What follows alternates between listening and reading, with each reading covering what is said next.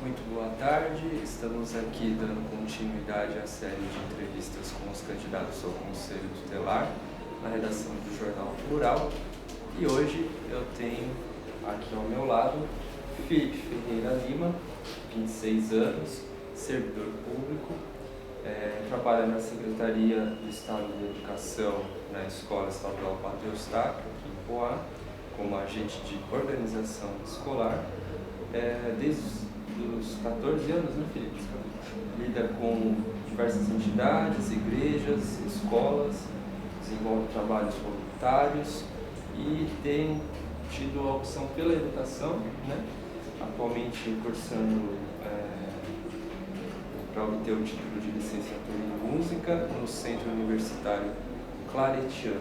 É isso, Felipe? Isso mesmo. Tá certo. Então, Felipe, nossa entrevista começa agora, né? Lembrando mais uma vez que sempre 10 minutos para cada candidato, né? Com perguntas relacionadas ao Conselho Tutelar. Felipe, por que você se candidatou ao Conselho Tutelar de Poá? Primeiro, boa tarde para todo mundo. Eu resolvi me candidatar para o Conselho Tutelar por trabalhar na educação já desde os 14 anos, atuando em escola, atuei em grêmios, e a gente tinha sempre um contato muito próximo com direção, com a coordenação e secretaria. Quando fui trabalhar dando aula em Mogi, em Suzano e até em Poá, e agora na Escola Padre Eustáquio, eu acompanho muito a distância que infelizmente existe do Conselho Tutelar para as pessoas. Essa distância cria um paradigma de que o conselheiro tutelar só está lá para brigar, só está lá para apontamentos ruins, ele não está lá para acompanhar. E eu percebo que isso tem que ser mudado. No bairro de onde eu vim mesmo, o Conselho Tutelar poucas vezes atuou, poucas vezes esteve presente, e isso é grave. E eu sinto que, mesmo quando ele está presente, nos bairros onde ele está, andando pela cidade, não há uma linguagem muito clara, não há uma linguagem acolhedora. O conselheiro tutelar ele tem que ser acolhedor da família, porque a família que procura o conselho, ela precisa de atenção. Os pais vão entender com clareza, porque eles sabem o que eles têm que fazer, eles já são adultos. Agora, e a criança ou adolescente, como que é essa conversa, como que é esse diálogo, para ele entender que o direito dele está sendo suprimido e como que a gente pode resolver a situação. Correto. E diante disso, então, desse cenário que você acabou de traçar, como você pretende melhorar os canais de comunicação da sociedade com o Conselho? Os canais de comunicação, eles são, por enquanto, eles não estão sendo bem aproveitados. Eu tenho percebido muito isso, antes mesmo da candidatura, antes de abrir a inscrição, eu já vinha observando isso, vendo que não existe uma aproximação simples, coisa de rede social, jornais, você ir às escolas ou ir às entidades e se aproximar das direções, um trabalho no bairro, porque o conselheiro não tem como estar em todas as casas, mas ele tem um contato com as escolas, com as entidades, elas conseguem essa aproximação.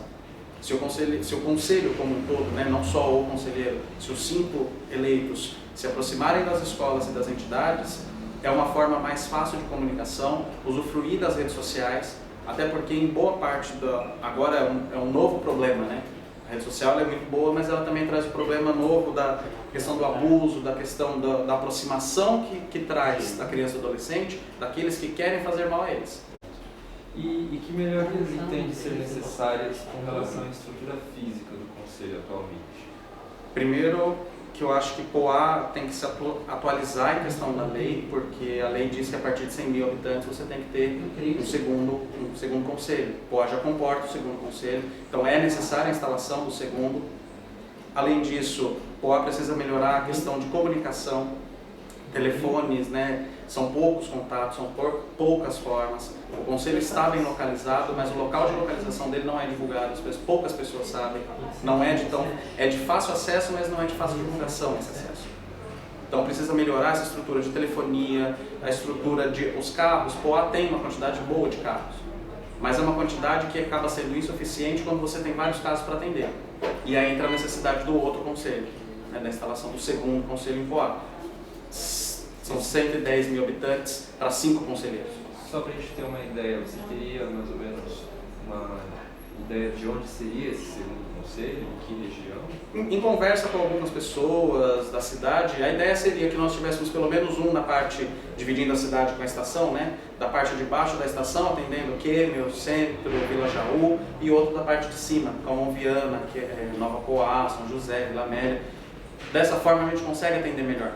E com relação à fiscalização das entidades, né, que é o papel do Conselho, fiscalizar as entidades que atendem crianças e adolescentes, entidades de abrigamento, como você pretende adotar essa política de fiscalização? Eu já trabalho com a entidade, né, faço parte de uma entidade da cidade como voluntário, ministro aulas de música, então eu já tenho um contato muito bom com as entidades.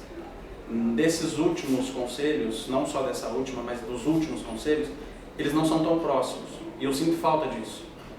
Por já ser de entidade, eu sei como chegar nas entidades, tenho os contatos, tenho como dialogar com eles, falta um pouco essa aproximação. O principal é a aproximação.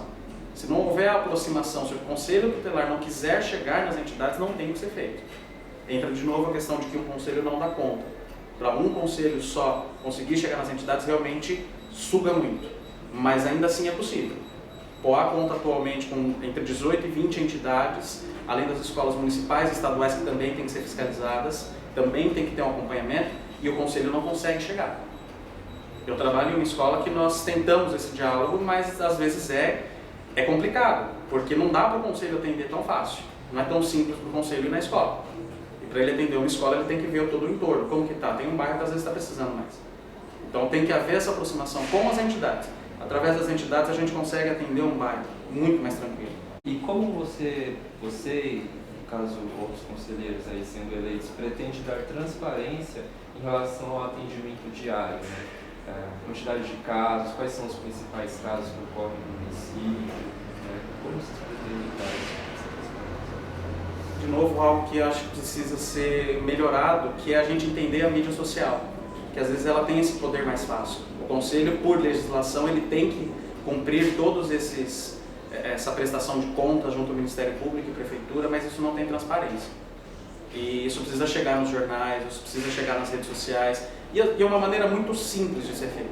O mesmo arquivo que foi feito para mandar para o Ministério Público e para a Prefeitura, você formata ele, cria um texto e divulga em redes sociais, em jornais. Hoje a gente tem espaços em todos os jornais hoje já abarcam as redes sociais, já abarcam a mídia impressa. Isso tem ficado muito falho.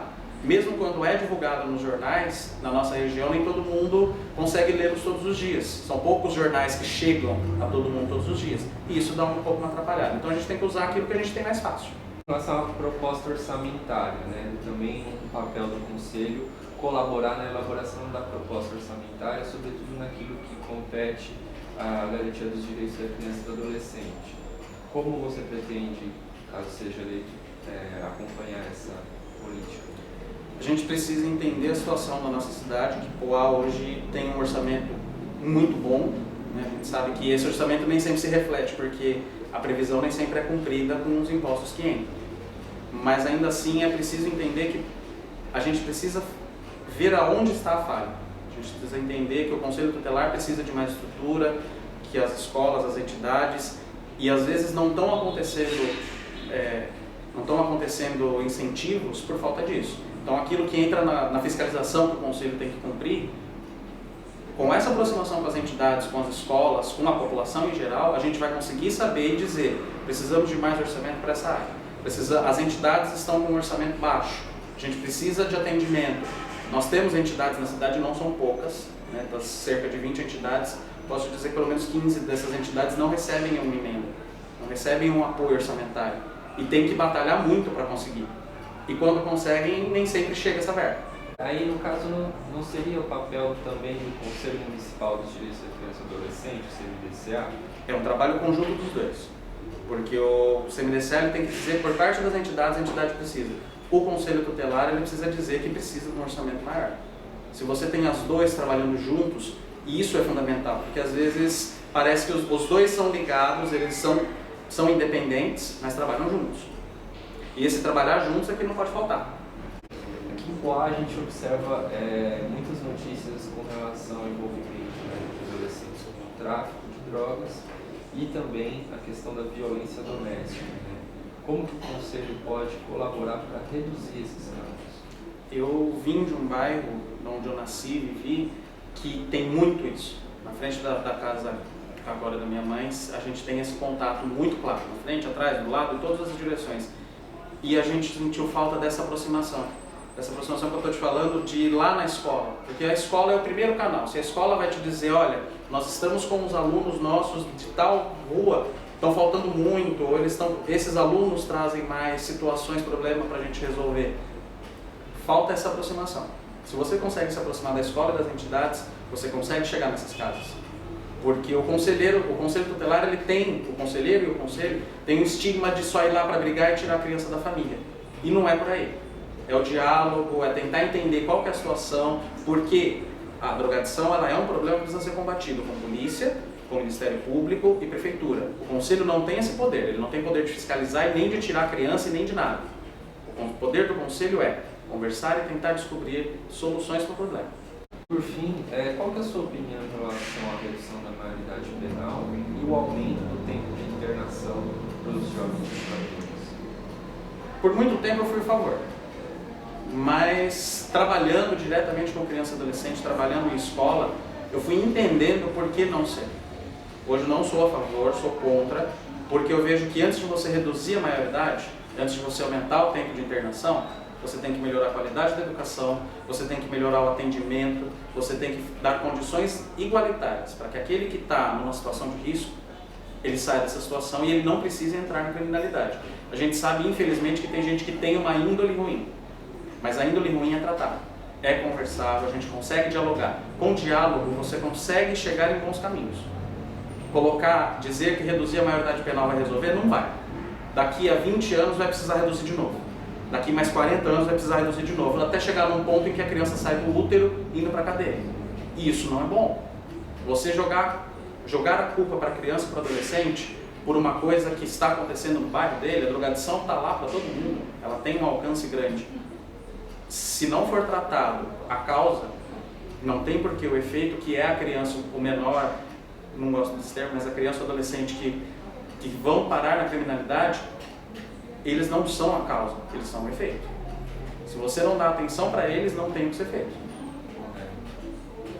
Ok, Felipe. Encerramos aqui nossa entrevista. Estive aqui então com o Felipe Lima, candidato ao Conselho Tutelar de Poá, e vocês podem acompanhar as entrevistas nas redes sociais do Jornal Plural, facebook.com/Jornal Plural SP. Ao longo da semana a gente vai publicar todas as entrevistas com os candidatos. Agradeço mais uma vez aqui a presença e muito obrigado. Obrigado a todos.